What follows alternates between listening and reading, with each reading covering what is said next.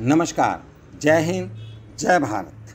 हमारा देश अनेक देश के लिए सेवा करने वाले देशभक्तों से भरा हुआ है। उन देशभक्तों में अनेक नाम आते हैं, लेकिन जब मैं डॉक्टर भीमराव अंबेडकर जी का नाम लेता हूँ तो मेरे अंदर शरीर में एक आत्मीय शक्ति प्रवेश कर जाती है। जिस प्रकार से संघर्ष के साथ वो पले बड़े और बड़े होकर देश के संविधान की रचना की, यह हमारे लिए एक बहुत ही बड़े गौरव की बात है। डॉक्टर भीमराव अंबेडकर का जन्म दिनांक 14 अप्रैल सन 1891 को महू में सूबेदार रामजी शकपाल एवं भीमाबाई की 14वीं संतान के रूप में हुआ था।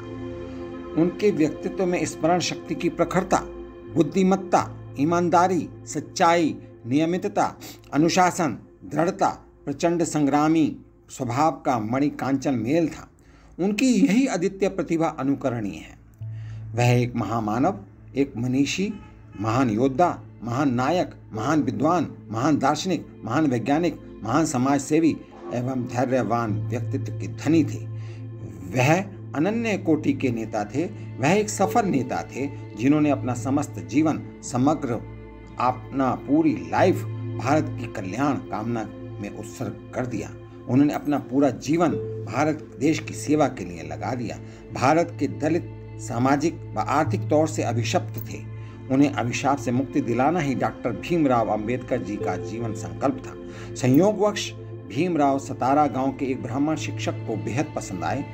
वे अत्याचार और लांछन की तेज धूप में टुकड़ा भर बादल की तरह भीम के लिए मां के आंचल की छांव बन गए। बाबा साहब ने कहा, वर्गहीन समाज गढ़ने से पहले समाज को जाति विहीन करना होगा। समाजवाद के बिना दलित मेहनती इंसानों की, मनुष्यों की आर्थिक मुक्ति संभव नहीं है। बड़ौदा के महाराजा सयाजी राव गायकवाड़ ने भीमराव अंबेडकर जी को मेधावी छात्र के नाते छात्रवृत्ति देकर सन 1913 में विदेश में उच्च शिक्षा के लिए भेज दिया। अमेरिका में कोलंबिया विश्वविद्यालय में राजनीति विज्ञान, समाजशास्त्र, मानव विज्ञान, दर्शन शास्त्र और अर्थनीति का गहन अध्ययन करने के बाद बाबा साहब ने भारत देश की तरफ मुंह किया। डॉक्टर अंबेडकर को सर्वसम्मति से संविधान सभा की प्रारूपण समिति का अध्यक्ष चुना गया। दिनांक 26 नवंबर सन 1949 को डॉक्टर अंबेडकर द्वारा रचित 315 अनुच्छेद का संविधान पारित कर दिया गया। डॉक्टर अंबेडकर का लक्ष्य था सामाजिक असमानता दूर करके दलितों के मानवाधिकार की प्रतिष्ठा करना। डॉक्टर अंबेडकर ने गहन गंभीर आवाज में सावधान किया था कि हमारे राजनीतिक क्षेत्र में समानता रहेगी, किंतु सामाजिक और आर्थिक क्षेत्र में असमानता रहेगी। हमें इसे परस्पर विरोधता को दूर करना होगा। लोकतंत्र बाबा साहेब के स्वभाव में रचा बसा था। वह कहते थे कि भारत के लोकतांत्रिक मूल्य कहीं बाहर से नहीं आए। गणतंत्र क्या होता है एवं संसदीय व्यवस्था क्या होती है, यह भारत के लिए कोई नई बात नहीं है। संविधान सभा में उन्होंने एक भावुक अपील की थी कि इतने संघर्ष के पश्चात मिली स्वतंत्रता की रक्षा हमें अपने खून की अंतिम बूंद तक करनी चाहिए। वह अक्सर कहते थे, हम भारतीय भले ही अलग अलग पृष्ठभूमि से हों, लेकिन हमें सभी चीज़ों से ऊपर देश हित को रखना है और देश हित के बारे में ही काम करना है। श्री अंबेडकर मधुमेह से पीड़ित हो गए थे। दिनांक 6 दिसंबर सन 1956 को उनकी मृत्यु दिल्ली में नींद के दौरान उनके घर में हो गई। सन 1990 में उन्हें मरणोपरांत भारत के सर्वोच्च नागरिक सम्मान भारत रत्न से सम्मानित किया गया।